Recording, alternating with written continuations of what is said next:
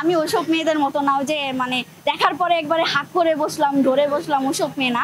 যদি 7 তারিখে না পাই তাহলে ওয়েট করা ছাড়া আর কিছুই নাই, ওয়েট করব, কিন্তু ওয়েট করেই মুভি দেখ। আমি তো এমনিতেও ঘুমাই না, আমি এমনিতেও রাত জেগে থাকি। আমি তো আসছিলাম বরবাদ মুভি দেখতে। যখন আসি ভাবছি, যখন আসতেছিলাম যে বরবাদ যেহেতু দেখতে আসছি, অনেক মানে ফ্যান ফলোয়ার আছে বরবাদের, টিকিট পেয়ে যাব। যখন আসলাম টিকিটের কথা জিজ্ঞেস করলাম, বললো যে টিকিট অ্যাভেলেবেল নেই, ওদের শেষ হয়ে গেছে, সোল্ড আউট। তা আমি বললাম যে কোনোভাবে কি ম্যানেজ করে দেওয়া যায় না, আমার সাথে আরো 2 জন আছে, ওরা বাসায় আমাকে পাঠিয়েছে টিকিট কাট। তো ওদেরকে জিজ্ঞেস করলাম যে টিকিট নাই, এখন একটাই মুভির টিকিট আছে, ওইটা হচ্ছে জিন 3। তো তোরা কি দেখবি? কয় না না না, আমরা বরবাদই দেখবো, আমরা কোনো জিন 3 দেখবো না। তো আমি বললাম যে যেহেতু আসছি টিকিট কাটার জন্য, তাহলে একটা দেখি। বলে না, যে আমরা বরবাদই দেখবো। আচ্ছা ঠিক আছে। 7 তারিখে বললো যে ওদের টিকিট আছে, কিন্তু ফ্রন্ট সাইডে।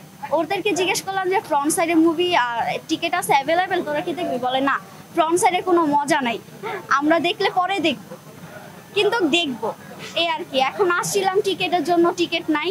ভাবছি যে যেহেতু ঢুকছে একবার মুভি দেখেই বের হব, কিন্তু ব্যাড লাক, টিকিট তো আর পেলাম না, এখন চলে যেতে হচ্ছে। মুভি যেহেতু এটা দেখার আমরা একবার মানে নিয়ে নিছি, প্রস্তুতি নিয়ে নিছি যে এই মুভি দেখবো, তাহলে এই মুভি দেখবো, এটাই দেখতে হবে। না না না, আমি সত্যি কথা বলতে আমি শাকিব খানের ফ্যান ছিলাম না। যখন তুফানটা দেখলাম তারপরে থেকে হচ্ছে ওর ফ্যান হয়ে গেছে, ঠিক আছে।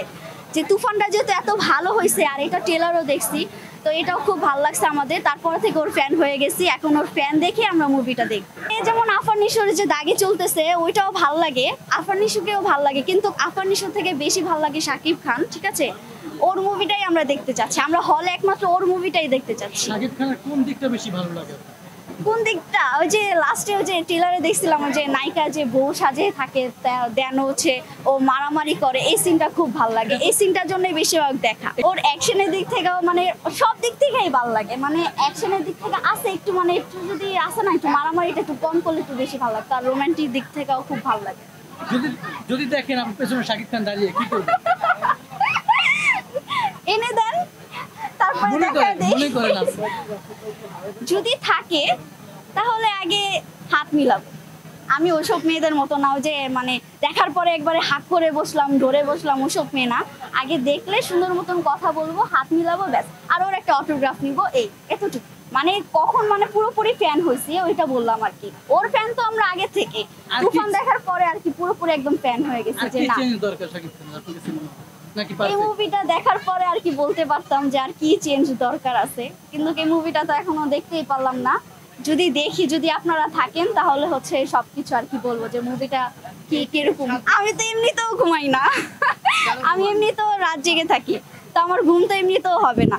আসলে মানে বাংলাদেশে যে নায়কগুলো, হ্যাঁ মানে একটারও ভালো লাগে না, বিশ্বাস করেন। মানে কেমন জানি, শাকিব খানটাই ঠিক আছে, একদম পারফেক্ট আছে। আমাদের যে বাংলাদেশের সুপারস্টার, ওই মানে বেস্ট।